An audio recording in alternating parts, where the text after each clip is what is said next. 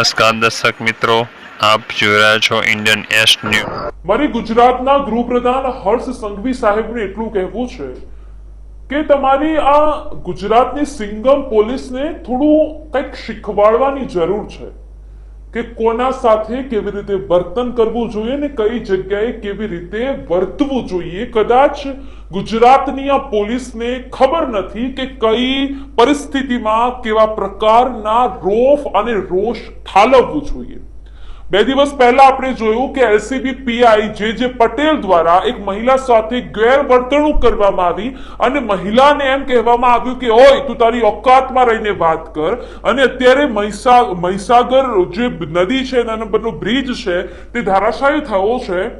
મારે એ પોલીસ કર્મચારીને કહેવું, સ્ક્રીન પર આપ દ્રશ્યો જોઈ શકો છો, મારે આ એ વૃદ્ધને ધમકાવતા પોલીસ અધિકારીને કહેવું છે કે ભાઈ તમને ઘટનાની ખબર પડી ત્યારે તમે તમારી પીસીઆર શોધતા હતા કે પીસીઆર ગાડી આવે અને પછી અમે ઘટના સ્થળે જઈએ, અને આ જે વૃદ્ધ માણસો તમે જેને ધમકાવી રહ્યા છો ને એ વૃદ્ધ માણસો ત્યાંથી દોડતા એ પુલ નીચે આવ્યા હતા અને જે અંદર હતા એમને કાદવમાં પડીને કાઢનાર વ્યક્તિ છે જેને તમે રેસ્ક્યુ કરવામાં તમને દિલચસ્પી નથી અને તમારી સિંગમગીરી જાળવવી છે, એ વૃદ્ધને તમે ધમકાવી રહ્યા છો। તમે પીસીઆર શોધતા હતા જ્યારે તમને ઘટનાની જાણ પડી। સામાન્ય માણસ તરીકે તમે તો કેમ આવો? તમારે તો અમારી પીસીઆર માં જોવો, એસી વાળી ગાડીમાં તમે આવો, એમને તો તમે આવવાના નતા, છતાં પણ રેસ્ક્યુ જે કરે છે એ વ્યક્તિઓને તમે ધમકાવો છો। ખરેખર આ સમયે પણ તમે માનવતા ભૂલી જાઓ છો કે પહેલા તમે નતા આવ્યા, પહેલા એ માણસો જે સ્થાનિક માણસો છે એ આવ્યા હતા। આ સરકારની ભ્રષ્ટાચારની પોલ ખોરનાર અને આ સરકાર સામે હંમેશા રહેનારા પોલીસને એ ખબર પડવી જોઈએ કે તમારે લોકો સાથે કયા સમયે કેવી રીતે વર્તવું જોઈએ, કેવી રીતે એમની સાથે વર્તણૂક કરવી જોઈએ। એક પીઆઈ છે તો મહિલા સાથે અભદ્ર ટિપ્પણીઓમાં વાત કરે છે, આ પીઆઈ સિંગમગીરી ઝાડવામાંથી હજી એમને પાર નથી આવતો અને રેસ્ક્યુ કરનારને બોલે છે કે તું ચૂપચાપ બેસી જા, અને ચૂપચાપ બેસાડો, એ બચારાને ધમકાવીને બેસાડી દે છે।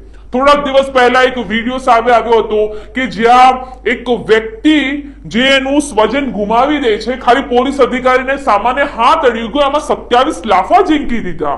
શું આ છે પોલીસ અધિકારી જેને આપણે રક્ષક કહીએ છીએ?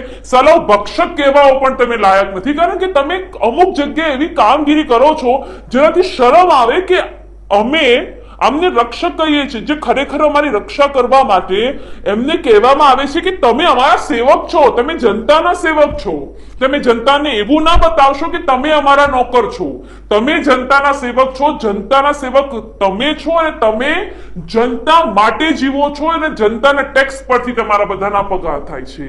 આટલો ગુસ્સો મારે ન કરવો જોઈએ, પરંતુ રોજ સવારે ઉઠીને આવા કિસ્સા સામે આવે કે જ્યાં પોલીસ અધિકારીઓ જોતા નથી કે આ વૃદ્ધ માણસ છે, પોલીસ અધિકારી એ નથી જોતો કે વૃદ્ધ માણસ જેનું સ્વજન બાજુમાં પડ્યું છે ને એ સ્વજન ખાલી પોલીસને હાથ અડકી જાય, તમે 27 લાખ કોઈને ઝીંકી દો, શરમ કરો યાર। તમે ગુજરાત પોલીસ છો તમે, અને પોલીસ આ રીતેનું વર્તન કરે તો આખરે જનતા કોની પાસે જાય? તમે આ વિડીયો જુઓ, તમને ખબર પડશે કે ખરેખર રેસ્ક્યુ કરવામાં પોલીસને ઇન્ટરેસ્ટ હતો, રસ હતો, કે પછી સિંગમગીરી બતાવવામાં આ પોલીસને રસ છે। આ વૃદ્ધને ધમકાવનાર પોલીસ અધિકારીનું નામ છે પીઆઈ રાણા।